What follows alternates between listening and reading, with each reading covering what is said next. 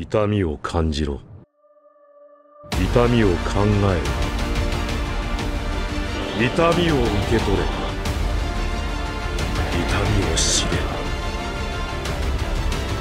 れ。痛みを知らぬ者に本当の平和はわからん。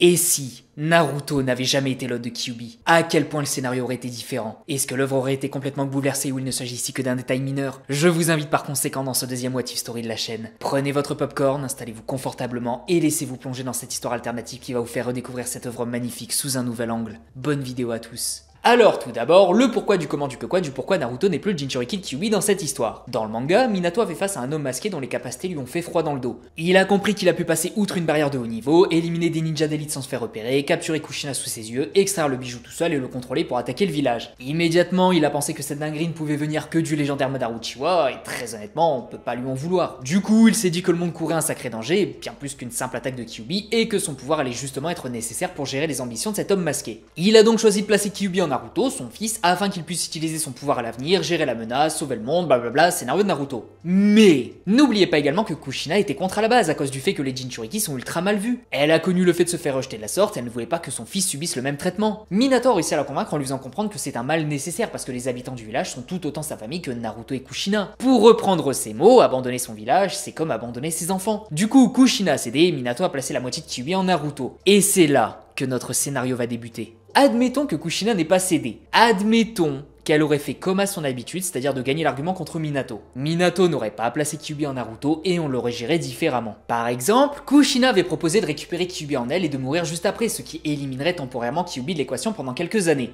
Pourquoi pas? Ça éliminerait Kushina et Kyuubi et ça nous permettrait de nous concentrer complètement sur Naruto ici. Du coup, Minato doit également mourir. Je pense que ça va ressembler au manga, c'est-à-dire qu'il va voir sa femme en train de tousser, il va la rejoindre, Kyuubi va attaquer Naruto et les deux vont offrir leur corps comme bouclier pour le sauver. Alors oui, pourquoi Kyuubi attaquerait Naruto alors qu'il sait qu'il ne va pas être emprisonné en lui? Bah, on peut se dire qu'il savait que ses parents allaient intervenir pour le sauver, donc c'était le moyen le plus efficace pour les tuer. Du coup, Minato aurait enfermé Kyuubi en Kushina et les deux seraient morts. Naruto aurait fini orphelin de la même façon que dans le manga, mais son traitement aurait énormément différé de l'œuvre originelle. Bon, par contre, je vais le préciser, mais il existe 1 milliard de scénarios différents possibles et imaginables. Mon but ne va pas être de tout vous présenter, parce que cette vidéo va pas faire 95 heures, mais plutôt de vous donner une base sur ce qui aurait changé pour que vous puissiez vous faire votre propre scénario. Bien sûr que je vais reprendre certains événements du manga, mais avec la base que je vais vous donner, vous allez pouvoir prendre une autre route que la mienne et vous allez pouvoir créer votre propre histoire. Donc n'hésitez pas à me faire part de vos scénarios en commentaire, il se peut que j'en fasse une vidéo un jour. Je dis ça, je dis rien.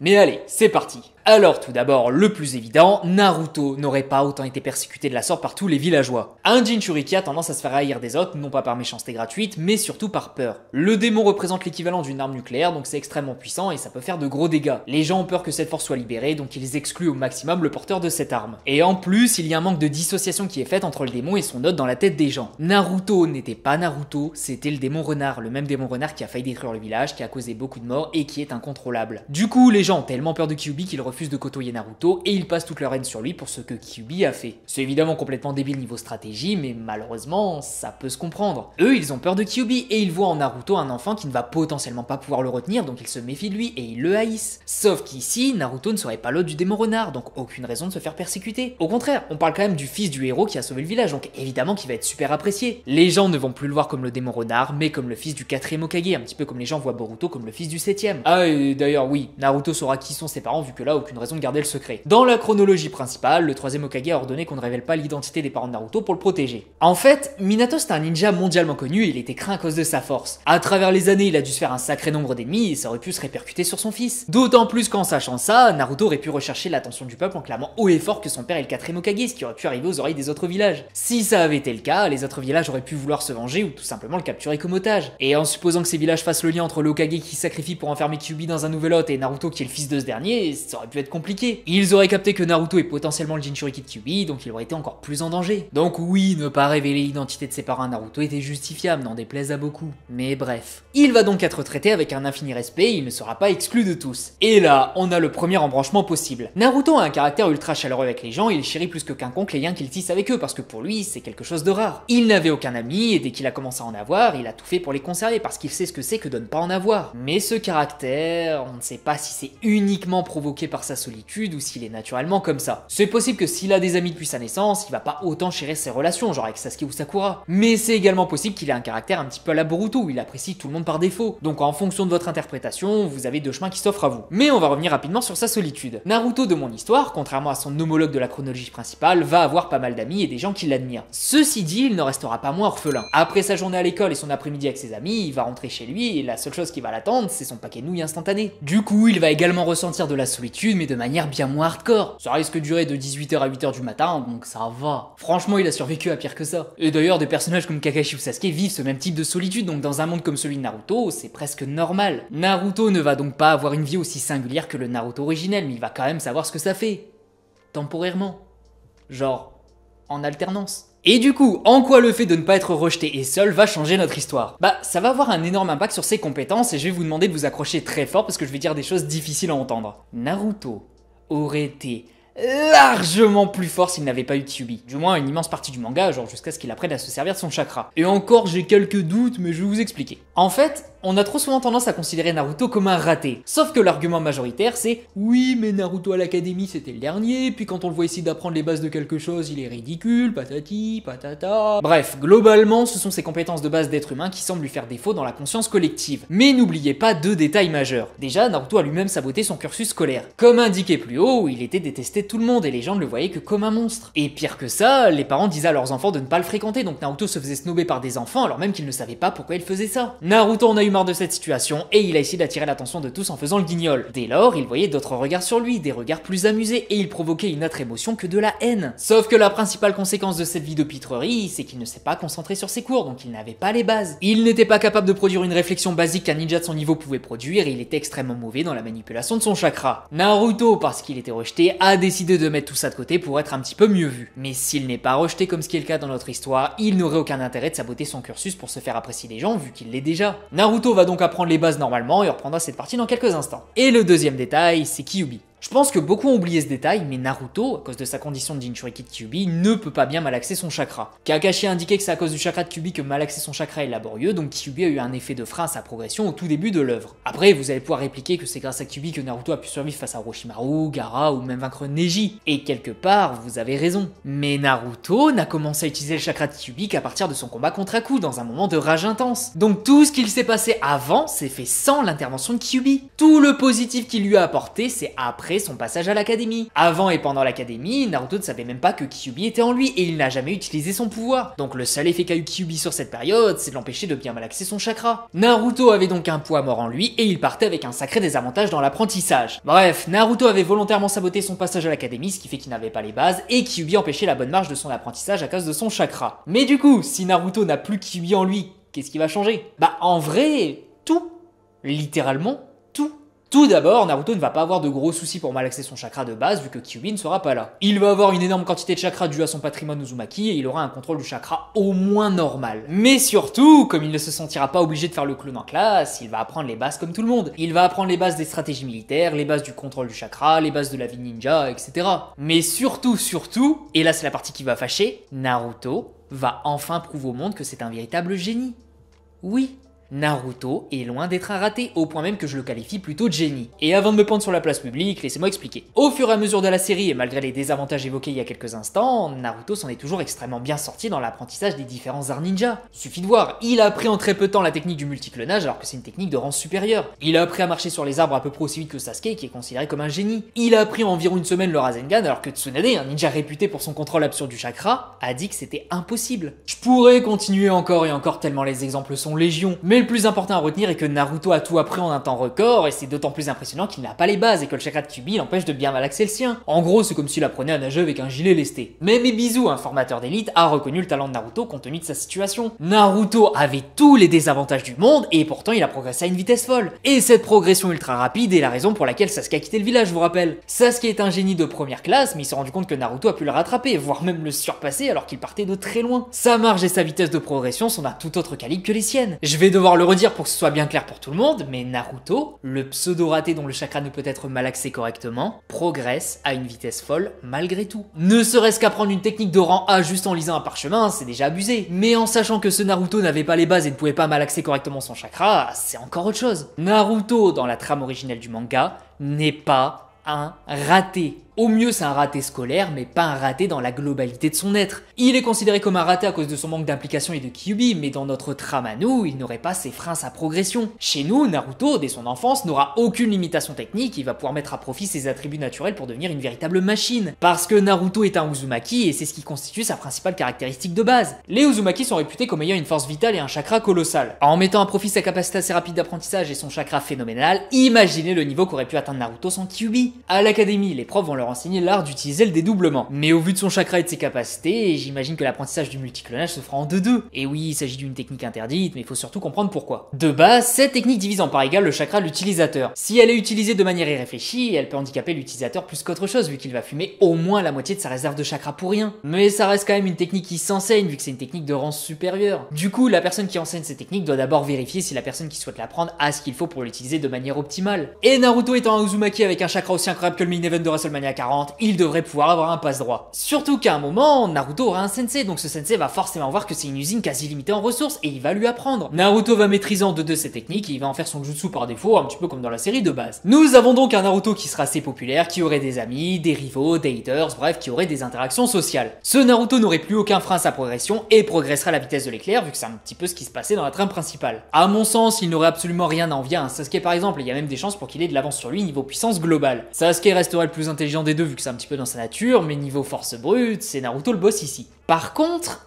il y a un autre élément qui va être bien différent dans notre histoire, c'est le but de Naruto. Naruto, à la base, voulait devenir Hokage, mais là encore, faut comprendre les raisons. Il était exclu de tous et tout le monde le détestait. Le Hokage, quant à lui, est la personne la plus aimée, admirée et respectée du village, donc il voulait devenir cette personne qui est un petit peu l'inverse de lui socialement. Du coup, il a voulu devenir Hokage, non pas parce qu'il considérait les villageois comme sa famille, volonté du feu, sacrifice, blablabla, mais parce qu'il voulait être reconnu par tout le monde. Finalement, et attention, ça risque de choquer, mais devenir Hokage n'était pas forcément le véritable but de Naruto. Son but à lui, c'était qu'on reconnaisse sa valeur, et devenir Hokage était le moyen d'y parvenir. Mais au fur et à mesure, il a obtenu la reconnaissance de tout le monde, et tout le monde le considérait comme un héros. Et sur ça, Itachi il avait carrément raison. Ce n'est pas en devenant Hokage qu'on obtient la reconnaissance de tous, mais c'est parce qu'on est reconnu de tous que l'on devient Hokage. Quand Naruto a sauvé le village face à Pain, tout le monde l'a reconnu comme le boss. Et c'est à ce moment-là qu'il avait les épaules pour devenir Hokage. Mais je divague. Dans notre scénario, Naruto n'aurait pas forcément envie de rechercher la reconnaissance des villageois, vu qu'il l'a déjà. Et là, deux nouveaux embranchements s'offrent à nous. Soit on considère que Naruto veut devenir Hokage pour suivre les traces de son père, ou tout simplement parce qu'il aime les habitants du village comme Minato à son époque, soit on considère qu'il déteste le principe d'Hokage et parce que c'est à cause de ça qu'il a perdu ses parents. Le Hokage est celui qui est censé protéger son village, et si Naruto avait eu un père charcutier, il serait pas aussi respecté, mais au moins il serait vivant. Donc il peut avoir une certaine rancœur envers ce poste, un petit peu comme Boruto au final, mais pour des raisons différentes. Après, dans ce cas de figure, difficile de dire quel serait le véritable but de Naruto, mais je pense qu'il se tournerait vers la paix dans le monde. Il va vouloir essayer de changer le système ninja parce que c'est à cause de ça que ses parents sont morts. Sa réflexion ne se fera pas en un claquement de doigts, mais s'il décide d'amener la paix dans le monde, ça pourrait intéresser Jiraiya qui pourrait le voir comme un successeur potentiel à Minato, le précédent enfant de la prophétie. Mais on voit ça après. Donc soit Naruto veut devenir Hokage et dans ce cas-là il va tout faire pour devenir plus fort, soit il va vouloir la paix dans le monde et dans ce cas-là il va vouloir devenir plus fort aussi pour avoir les arguments techniques pour y parvenir. Donc l'un dans l'autre, Naruto va devoir devenir plus fort. On a alors un Naruto qui est assez bien armé pour progresser et qui est suffisamment bien entouré pour le faire. Concernant l'équipe dans laquelle il va être, ça dépend. En fait, on a deux interprétations quant à la formation des équipes. Soit on écoute strictement les propos d'Iruka et Naruto a été placé avec Sasuke pour équilibrer, soit on considère que c'est plutôt pour une harmonie des styles. Sasuke est destiné à posséder le Sharingan, donc c'était le plus apte à potentiellement maîtriser Naruto si le sauce s'affaiblissait. C'est possiblement une des raisons qui ont poussé Hiruzen à faire cette combinaison. Donc encore une fois, il y a un embranchement et un sacré. Là, vous pouvez partir du principe que toutes les équipes seraient modifiées, vous pouvez juste remettre Naruto avec Sasuke et Sakura. Ce serait pas forcément super équilibré, mais niveau caractère, mettre Naruto et Sasuke, donc deux orphelins ensemble, ça peut aider à se comprendre et à s'entendre. Naruto, Sasuke et Sakura peuvent donc être remis ensemble et Kakashi pourrait être le sensei comme dans l'œuvre de base. Et avec ça, on a fini la situation initiale de notre What If Story. Naruto ne serait pas un raté, il ne voudrait pas forcément devenir Hokage et son caractère serait assez différent. Il serait plutôt chill, moins avec ce besoin de prouver, mais on conserverait certains aspects comme sa volonté de conserver les liens tissés avec ses camarades et son envie de sauver tout le monde. Après, je pense pas que ce soit forcément très malin de reprendre chaque élément du manga et de l'adapter à notre situation vu que le personnage de Naruto fait changer le manga. S'il a moins besoin de prouver sa valeur, il aurait aucun intérêt à forcer auprès d'Hiruzen pour avoir des missions plus complexes. Du coup, potentiellement pas de mission au pays des vagues. Mais à la limite, les éléments du scénario qu'on a eu, ça m'intéresse intéresse pas tant que ça. Nous, ce qu'on veut, c'est graviter autour de Naruto et voir comment lui aurait évolué. Comme dit un petit peu plus tôt, je pense qu'assez rapidement, Jiraiya viendrait à la rencontre de Naruto. De base, il l'a approché pour l'aider dans l'apprentissage du contrôle du chakra de Kyuubi, mais ici, je pense qu'il voudrait surtout voir à quoi pense le fils de son ancien élève. Il va voir que Naruto est déterminé à aider le plus de personnes possible et potentiellement même à apporter la paix dans le monde, ce qui est un trait commun avec Minato. Il risque donc de le prendre sous son aile et dès lors, Naruto va passer de machine à légende absolue. Oh bordel, ça va faire mal. En fait, Jiraiya est un excellent professeur, peu importe ce qu'on dira. Oui, mais en 2 ans et demi, Naruto n'a appris que des Rasengan plus gros, gna gna gna. Jiraiya a tout fait pour apprendre à Naruto à utiliser correctement le chakra de Kyuubi et c'est une tâche qui est extrêmement difficile. Il a également solidifié ses bases vu que c'est surtout ce qui pêchait avec lui. Jiraiya va voir le style de Naruto, combler ses lacunes et fortifier ses points forts. Et là va y avoir différents apprentissages. Tout d'abord, les invocations. Naruto risque d'apprendre ça en tant que base et ça devrait pouvoir se faire. Après, il y a quand même une question qui subsiste. Est-ce que Naruto possède le chakra nécessaire pour invoquer Gamabunta quand il est petit? Parce que Jiraiya lui a dit qu'il n'allait pas pouvoir le faire s'il n'utilisait que son propre chakra, mais c'est peut-être une astuce pour l'obliger à utiliser celui de Kyuubi. Et même, on sait que Naruto confondait les deux chakras, donc il y a moins que ce soit également une limitation liée à la confusion plutôt qu'à la quantité. Mais bon, ça m'étonnerait beaucoup que Naruto seul ne puisse pas invoquer Gamabunta alors que même Jiraiya le peut. Mais bon. Ensuite, on a le Rasengan. Naruto a pris le Rasengan en une semaine, mais il y a 2 éléments à prendre en compte. D'une part, Kyuubi et son manque de base ninja qui s'apparente à ses limitations, et d'autre part, le fait que le chakra de Kyuubi lui permettait de récupérer plus vite. Il récupère plus vite, donc moins de temps de repos, donc plus de temps d'entraînement, donc moins de temps d'apprentissage. Mais comme là, il ne partira pas de zéro, le temps d'apprentissage sera déjà raccourci. Du coup, je pense que Naruto va prendre le Rasengan relativement rapidement. Peut-être que plus d'une semaine sera nécessaire, mais ça prendra pas des années non plus. Et à partir de là, l'entraînement de Naruto va être légèrement différent de celui qu'il a reçu dans la trame principale. En effet, puisque là, plus besoin d'apprendre à maîtriser Kyuubi, Jiraiya devrait continuer de parfaire l'entraînement de Naruto lui-même. Il ne va pas perdre 2 ans et demi entre guillemets pour lui apprendre à maîtriser Kyuubi, mais il va lui apprendre autre chose à la place. Et à mon sens, l'étape d'après, c'est le Rasen Shuriken. Kakashi serait sans doute celui qui lui apprendrait, mais il y a également des chances pour que Jiraiya s'en occupe. Oui, mais Jiraiya est un mauvais prof, il n'a jamais appris à Naruto la technique d'apprentissage par les clones, Mais rien n'indique que Jiraiya ne connaisse pas cette astuce. Lui, il a entraîné Naruto à faire des choses assez spécifiques, comme contrôler le chakra de Kyuubi, donc cette astuce ne sert à rien ici. Ça aurait même été contre-productif. Mais bref, Kakashi va lui apprendre l'astuce et Naruto va devoir combiner son élément vent à son Rasengan, ce qui devrait se faire relativement facilement. J'insiste bien sur le relativement. Qu'on s'entende, c'est aussi difficile que d'être stylé en portant des crocs, mais Naruto l'a fait dans le manga, donc il peut le refaire ici. Surtout si son contrôle du chakra est meilleur qu'avant et qu'il est plus compétent de base. Et ensuite vient l'une des 2 étapes primordiales dans le développement potentiel de Naruto, le mode ermite. Alors de base, Naruto a géré l'apprentissage du mode ermite sans utiliser Kyuubi en dehors de sa régénération d'endurance accélérée. Mais, et là c'est un grand mais, Kyuubi a une nouvelle fois été un poids mort ici. En fait, si vous vous souvenez parfaitement de ce qui s'est passé, Kyuubi empêchait Fukasaku de fusionner avec Naruto. Dès lors, l'étape finale de la maîtrise du mode ermite ne pouvait pas être atteinte puisqu'il fallait atteindre l'immobilité absolue en plein combat, ce qui est difficilement faisable face à un adversaire puissant. Naruto du manga a eu l'idée de créer des clones immobiles et dès qu'ils disparaissent, toute l'énergie naturelle est renvoyée à l'original. Sauf qu'ici, Naruto n'aurait pas besoin de ça vu que la fusion entre Fukasaku et lui fonctionnerait. Dès lors, pas besoin d'utiliser la stratégie des clones et grâce à ça, ce Naruto serait monstrueusement plus puissant que ce qu'on a eu. Alors qu'on s'entend, Naruto qui utilise la stratégie des clones et Naruto qui utilise la fusion auront les mêmes compétences. Ce sera un ermite parfait dans les 2 cas et il n'y a pas une forme qui offre un boost plus important que l'autre. Par contre, là où ça va être différent, c'est que Naruto pourra utiliser autant de clones qu'il le souhaite. Parce que ça, personne n'en parle, mais le Naruto ermite qui a affronté Pain ne pouvait pas créer plus de 3 clones avec lui en ayant des clones qui accumulent de l'énergie naturelle. Naruto ne pouvait pas utiliser beaucoup de clones. Je répète, Naruto, le mec qui spamme les clones dans absolument 100% des combats, ne pouvait utiliser que 3 clones face à Pain. Sans Kyuubi, il aurait pu fusionner avec Fukasaku et spammer ses clones. Imaginez donc 1000 Naruto qui séparent tous les Pain pour détruire leur formation défensive. Pain se serait fait soulever. Dans ce combat très précis, Naruto n'a pas eu de chance d'avoir Kyuubi. Donc sans son démon, Naruto pourrait posséder une version plus intéressante du mode ermite, dans le sens où il pourrait spammer ses clones directement. Oui, plus tard il a comblé cette limitation, mais là elle aurait été comblée d'entrée de jeu. Donc Naruto ermite sans Kyuubi serait bien meilleur que Naruto ermite avec Kyuubi. Je ne compte évidemment pas la potentielle transformation en Kyuubi Sikyo, vu que là on parle de Naruto ermite. Bref, outre le mode ermite, Naruto va également faire le style de combat des ermites, un petit peu comme Jiraiya. Bon, je vais pas tout citer non plus, mais imaginez Naruto utiliser l'estomac du crapaud ou ses techniques d'infiltration, moi ça me fait quelque chose. On aurait donc potentiellement un mini Jiraiya qui va se transformer assez rapidement en Jiraiya salade tomate oignon tellement il va le surpasser dans tous ses domaines de prédilection. Globalement, Naruto serait plus ou moins le même dans le sens où il va utiliser les mêmes capacités qu'avant et c'est surtout la durée d'apprentissage qui va varier. Par contre, il va potentiellement avoir accès à autre chose. De base, le gros point de son entraînement avec Jiraiya, c'était la maîtrise de Kyuubi. Mais comme là il n'y aura pas besoin, on va pouvoir se concentrer sur un art ninja qui est assez naturel pour Naruto. Le Fuinjutsu. Bon, c'est pas un secret, les membres du clan Uzumaki sont les spécialistes du Fuinjutsu et c'est l'une des raisons qui font qu'ils ont été pris pour cible par les grandes nations. Mais comme Naruto est un Uzumaki, c'est possible qu'il ait des facilités dans l'apprentissage des différents arts de son clan, un petit peu comme les Uchiwa qui auraient des facilités dans l'apprentissage du Katon. Maintenant, comment on apprend à Naruto à utiliser le Fuinjutsu?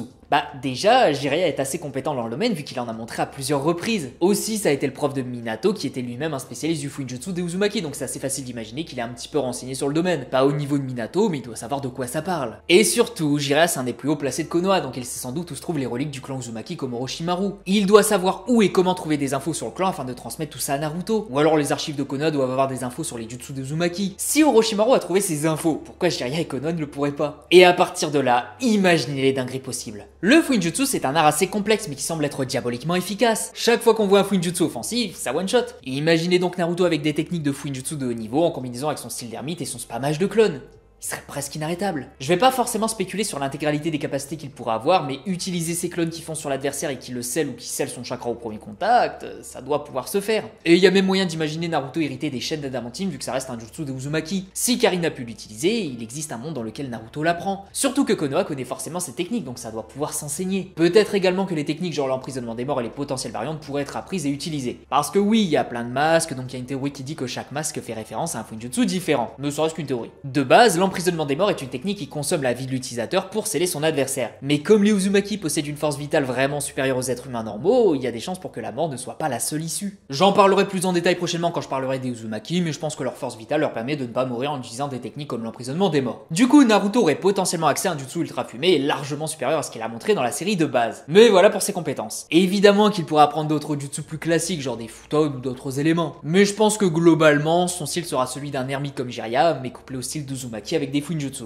Naruto serait donc un monstre de puissance dans cette trame de l'histoire. Mais du coup, il est temps de répondre à une question posée de manière implicite au tout début de cette vidéo. Est-ce que Naruto aurait été meilleur sans Kyuubi? Et plus largement, est-ce que le manga de Naruto aurait été meilleur avec cette nouvelle version du personnage principal? Pour la première question, ça dépend. En fait, jusqu'à ce que Naruto apprenne à utiliser le KCM, il n'utilisait que ses propres capacités. Sauf qu'il a dû batailler pour combler ses lacunes et il a dû faire avec le chakra de Kyuubi qui l'empêchait de progresser de manière optimale. Ici, non seulement il n'aurait pas ses freins à sa progression, mais il pourrait passer plus de temps à apprendre de nouvelles choses. Le Naruto de mon histoire aurait été un ermite bien plus compétent que le Naruto de l'arc Pain puisqu'il maîtrise mieux cet art et qu'il aura accès à plus de techniques ermites et potentiellement au Fuinjutsu. Donc jusqu'à l'arc Pain, je pense que ce Naruto aurait été bien meilleur. Mais après, ça va dépendre. Il ne me semble pas qu'à un moment, on soit indiqué que le KCM est supérieur au mode ermite. Le manga, il fait plutôt référence à du match-up. C'est plus facile d'affronter le 3ème Raikage en mode ermite, mais plus facile d'affronter le 4ème en mode KCM par exemple. Et c'est d'autant plus vrai si le Naruto dont on parle peut utiliser d'autres facultés d'ermite comme Jiraiya. Bon, par contre, je peux pas ignorer le fait que dès lors que Naruto est Kurama s'allie, ce Naruto il va exterminer le mien. Le boost KCM2 n'est juste pas rattrapable par des moyens classiques, sauf si on porte une combinaison verte. Donc mon Naruto à moi est meilleur jusqu'au perfectionnement de l'utilisation du chakra de Kyuubi. À partir de là, on se dit que tout le temps passé à apprendre à utiliser le chakra de Kyuubi n'était pas vain. Donc non, ne pas avoir Kyuubi n'aurait pas été le meilleur plan pour Naruto au final. Pendant une grande partie de l'œuvre, ça aurait été plus intéressant de ne pas l'avoir, mais le résultat final en vaut tellement plus le coup. Et concernant la deuxième question, je suis persuadé que l'œuvre en aurait pâti si Naruto n'avait pas eu Kyuubi en lui. Tellement de messages véhiculés dans l'œuvre prennent appui sur cette cohabitation forcée que ce serait dommage de ne pas en profiter. Par exemple, les parallèles entre Naruto et Aku ou Gaara. Des personnages rejetés tous à cause de leur grand pouvoir, mais qui ont un petit élément qui varie, ce qui fait complètement changer leur destin. Et en parlant de destin, Naruto était destiné à être haï de tous à cause de Kyuubi, mais c'est en partie grâce à Kyuubi que ce Naruto a pu sauver le monde et devenir le plus grand héros de l'humanité. Et d'ailleurs, si le personnage principal n'avait pas eu Kyuubi, je pense que les bijoux n'auraient pas été aussi importants dans l'œuvre, donc la représentation de la bombe nucléaire qui fait office de contre-pouvoir dans le monde ninja, c'est plus possible. Il y a tellement à offrir avec cet élément scénaristique que séparer Naruto et Kyuubi au tout début de l'œuvre aurait fait de Naruto un manga très random au final. Même le personnage principal n'aurait pas été aussi attachant, il aurait juste été un gars plutôt doué dans un monde de ninja. Rien de plus. Donc ouais, que ce soit pour le personnage principal ou le manga en général, ne pas mettre Kyuubi en Naruto aurait été une erreur monumentale. Et c'était le mot de la fin. Alors oui, recréer le scénario de Naruto s'il n'avait pas eu Kyuubi, c'était impossible au vu du nombre abusé d'éléments à prendre en compte, mais je pense vous avoir offert une bonne base. N'hésitez pas à me dire en commentaire ce qui aurait été différent également et comment aurait pu tourner certains événements. Naruto aurait-il même été le personnage principal? On en discute dans les commentaires. En attendant, je vous dis à la prochaine pour une nouvelle vidéo. Des bisous les gens, prenez soin de vous et on se retrouve la prochaine fois pour un tuto cupcake. C'est ma chaîne, je fais ce que je veux.